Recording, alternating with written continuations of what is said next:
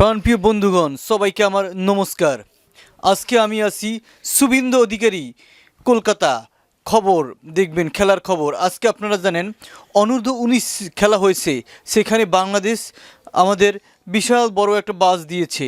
তো আমার এই যে দাদা, উনি সেই মাঠে উপস্থিত ছিল, সে শোকাহত ছিল। তো তার সেই অভিব্যক্তটাই আজকে আমরা জানার চেষ্টা করব। দাদা ভালো আছেন দাদা? না, আজকে আমি ভালো নেই। কেন দাদা, কি হয়েছে আপনার? কি আর বলবো দাদা, দিল্লি থেকে এক একটা লাট্টু মনে হয় আমার মাথায় পড়েছে আজকে। দিল্লির লাড্ডু আপনার মাথায় পড়বে কেন দাদা? আপনি খেলা দেখেননি?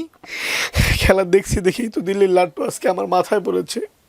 ওরা কিভাবে বাজ দিল দাদা, বুঝতেই পারলাম না। হঠাৎ পেছন থেকে এসে ফোড়া মতো ফুস করে ঢুকে গেল দাদা। যাই হোক, বাংলাদেশের ছেলেরা যে এত সুন্দর সুন্দর বাস আমাদের ইন্ডিয়াদের উপহার দিয়েছে খেলায়, তো এই বাসগুলো কি আমরা ভবিষ্যতে কাজে লাগাতে পারি? না দাদা, কারণ এগুলো সব আইট কলা দাদা, এটা বের করতে গেলে পথ ফেরে যাবে দাদা।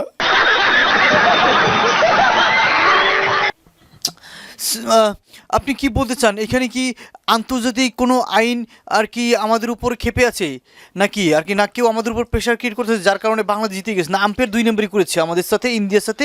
আমরা কি টাকা পয়সা আম্পায়ার কি কম দিয়েছিলাম নাকি?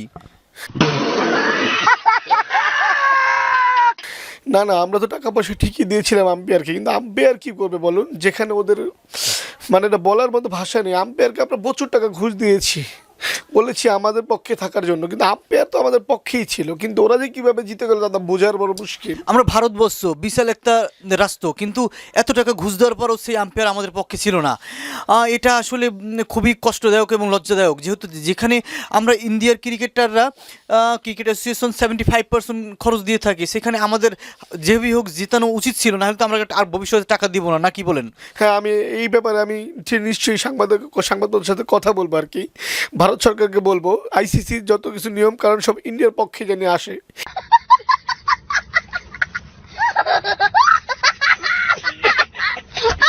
এভাবে জানি আর আমাদেরকে বাসটা দিতে হয়। তাহলে আর টাকা যদি আমাদের পক্ষে না আসে দাদা, তাহলে আমরা টাকা দিব না তাদেরকে।